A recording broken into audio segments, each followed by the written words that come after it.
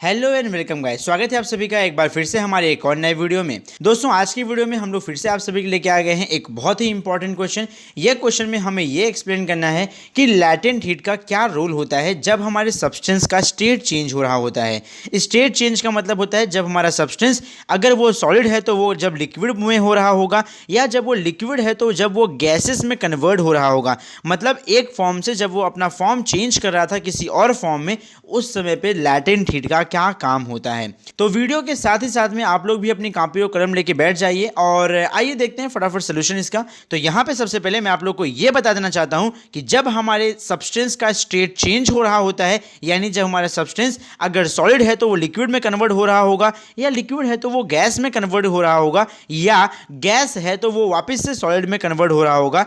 ये जो state change करने का प्रोसेस जब हो रहा होगा, उस समय पे हीट एनर्जी एब्जॉर्ब करी जाती है और रिलीज करी जाती है, डिपेंड ऑन द सब्सटेंस कि वो सब्सटेंस क्या है। यहाँ पे आप लोग को एक बात याद रखनी चाहिए कि जब हमारे सिस्टम का, जब हमारे सब्सटेंस का स्टेट चेंज हो रहा होगा, उस समय पे टेम्परेचर चेंज नहीं होता है।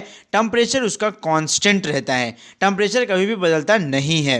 एंड मेरी बात मानो, ये लाइन को सुनने के बाद बहुत सारे ऐसे स्टूडेंट होंगे जो कंफ्यूज हो गए होंगे, जिनको समझ में नहीं आ रहा होगा यार टेम्परेचर चेंज नहीं हुआ और हीट रिलीज और एब्जॉर्ब हो गई, मतलब ये कैसे हो सकता है। ये ऐसे होता है जब आप लोग मान लेते हैं अभी अभी स्कूल से निकले हैं और अब अपने घर के आने के लिए निकल गए हैं, दोपहर का समय है। अब आप कड़कती फड़कती हुई धूप में अपने घर पे आ रहे हैं अपना बैग टांगे हुए।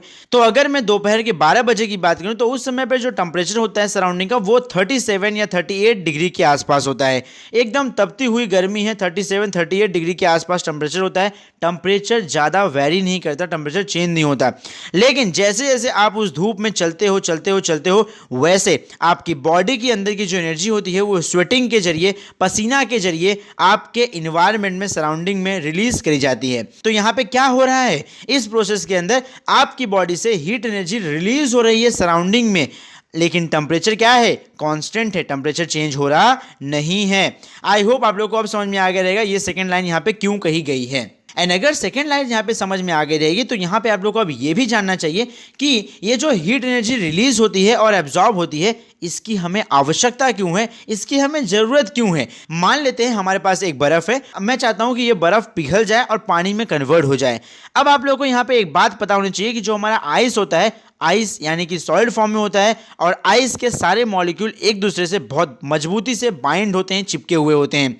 ऐसे केस में जब हम आइस को बाहर सराउंडिंग में रख देते हैं तो आइस के दो मॉलिक्यूल के बीच में जो बॉन्ड होता है, ये बाहर की सराउंडिंग की हीट को एब्जॉर्ब करने से वो बॉन्ड टूटता है, ब्रेक होता है, और मॉलिक्यूल एक दूसरे से दूर जाते हैं, और वो हमारा सॉलिड आइस फिर लिक्विड आइस में कन्वर्ट होता है, यानी कि चिल्ड वाटर में कन्वर्ट होता है। तो कहने का मतलब यही है कि जो हीट एनर्जी होती है, इसका यूटिलाइजेशन होता है बॉन्ड को वीक करने में, जो बॉन्ड एटम और मॉलिक्यूल के बीच में प्रेजेंट है किसी सब्सटेंस के अंदर। एंड यहाँ पे अब सवाल आता है कि यार जब हीट एनर्जी ने ही सारा काम कर दिया, यानी कि हीट एनर्जी ने ही कन्वर्ट कर दिया सॉलिड को लिक्विड में, तो ये लैटेंट हीट का हमें क्या जरूरत है। अगर हम इसे नहीं पढ़ें तो क्या नहीं चलेगा, नहीं चलेगा। यहाँ पे आप लोग को ये मालूम होना चाहिए कि ये जो लैटेंट हीट होती है, लैटेंट हीट जब स्टेट चेंज हो रहा होता है मैटर का, यानी कि जब हमारा मैटर सॉलिड यानी कि आइस से पानी लिक्विड बन रहा था, उस समय भी हीट एनर्जी जो होती है वो चेंज होती नहीं है। यहाँ पे जो लैटेंट हीट होती है वो कांस्टेंट ही होती है, वो बिल्कुल भी बदलती नहीं है। ये जो लैटेंट हीट है ये एकदम सख्त लौंडा है, ये बिल्कुल भी पिघलने वाला नहीं है। तो यार बस हुआ इस क्वेश्चन के लिए। अब हम मिलते हैं आपसे अगले वीडियो में कुछ और नए इंपॉर्टेंट और इंटरेस्टिंग टॉपिक के साथ में। एंड तब तक अगर आप लोग को हमारी वीडियो से कुछ वैल्यू सीखने मिली है तो फटाफट चैनल को सब्सक्राइब करो।